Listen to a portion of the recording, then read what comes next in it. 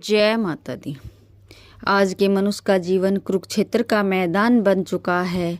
वहाँ तो केवल अस्त्रों की ही टकराहट देखी थी, लेकिन आज के मनुष्य की विचार तलवार रूपी अस्त्र का काम करते हैं। आज मैं आपको एक ऐसे सच से अवगत कराने जा रही हूँ जिसे लोग जीवन में देर से समझते हैं और पछताते हैं। यह उपदेश ना तो केवल एक राजा के लिए है, ना केवल सन्यासी के लिए। यह उस प्रत्येक व्यक्ति के लिए है जिसे ईश्वर ने संतान की जिम्मेदारी सौंपी है। संतान को लोग ईश्वर का वरदान कहते हैं, पर जान ले, संतान केवल वरदान नहीं, वह परीक्षा है। ईश्वर जब किसी को संतान देता है तो इसके साथ यह भी देखता है, क्या यह मनुष्य उसकी रक्षा कर पाएगा, क्या यह मनुष्य उसे संसार की दृष्टि से बचा पाएगा।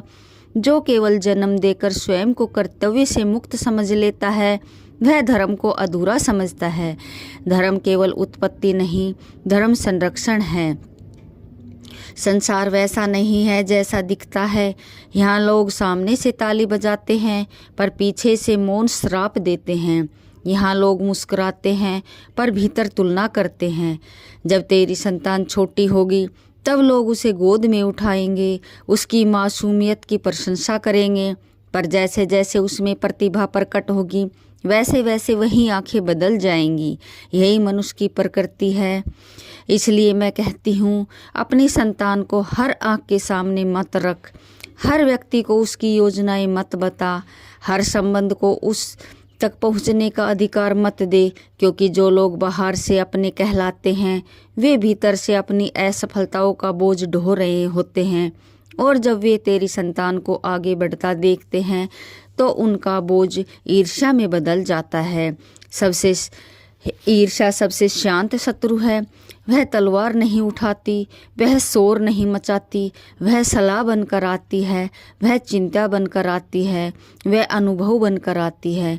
कोई कहेगा इतना पढ़ाना ठीक नहीं, कोई कहेगा इतनी जल्दी आगे मत बढ़ाओ, कोई कहेगा सब कुछ बच्चे के लिए ठीक नहीं होता।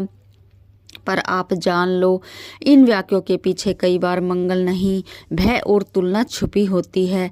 जो लोग सामने तेरी संतान की प्रशंसा करेंगे वे ही पीछे से उसके मार्ग में शंका बोएंगे। वे प्रत्यक्ष रूप से कुछ नहीं करेंगे, पर अप्रत्यक्ष रूप से ऐसे शब्द, ऐसे वातावरण, ऐसे संदेह उत्पन्न करेंगे जो तेरी संतान के मन को कमज़ोर करे। क्योंकि संसार में सबसे अधिक खतरा उस व्यक्ति को होता है जो साधारण नहीं रहता। साधारण व्यक्ति को कोई नहीं रोकता, जो भीड़ में चलता है उसे कोई नहीं घेरता, पर जो भीड़ से अलग चलने लगता है वही लक्ष्य बनता है। तेरी संतान यदि अलग सोचेगी, ऊंचा देखेगी, तो लोग उसे गिराने का कारण ढूंढेंगे, क्योंकि हर मनुष्य चाहता है कि दूसरा आगे बढ़े, पर स्वयं से आगे नहीं। गीता तुझे यह नहीं सिखाती कि तू सबको सब कुछ बताए। गीता मौन का धर्म सिखाती है। जो अनमोल है उसे छुपा कर रखा जाता है। जैसे बीज को मिट्टी में दबाया जाता है, वैसे ही संतान की क्षमता को भी कुछ समय तक दृष्टि से दूर रखा जाता है। बीज यदि समय से पहले बाहर आ जाए तो वह अंकुर नहीं बनता, सूख जाता है। इतिहास को देख, कर्ण महान था पर उसे संरक्षण नहीं मिला। उसकी प्रतिभा सबने देखी पर किसी ने उसे ढाल नहीं दी। रावण विद्वान था पर उसके अहंकार ने उसके वंश को असुरक्षित कर दिया। ज्ञान तब तक ही शुभ होता है जब तक उसके साथ विवेक हो। माता पिता का युद्ध बाहर से नहीं होता, उनका युद्ध अपने ही समाज से होता है। तानों से, तुलनाओं से, अनचाही सलाहों से। जो माता पिता हर बात सबको बताते हैं वह अनजाने में अपनी संतान को भीड़ के हवाले कर देते हैं। भीड़ कभी किसी की नहीं होती। इसलिए तू यह समझ ले, अपनी संतान की योजनाएं गुप्त रख, उसकी कमजोरी किसी से साझा मत कर, उसकी सफलता पर मौन रख और उसकी असफलता पर ढाल बन। जो माता पिता संतान के कवच बनते हैं वही वास्तव में धर्म का पालन करते हैं। धर्म भोलेपन का नाम नहीं है, धर्म विवेक है। जो हर द्वार पर अपने घर की कुंजी टांग देता है वह चोरी का दोष चोर पर नहीं डाल सकता। उसी प्रकार जो हर व्यक्ति को अपनी संतान का भविष्य बता देता है वह बाधाओं का द्वार स्वयं खोलता है। मैं तुझे भय नहीं दे रहा कहा, मैं तुझे जागृत कर रही हूँ। संसार सुंदर है पर निर्दोष नहीं। अपनी संतान को संसार दिखा पर संसार के हर हाथ में उसे मत दे।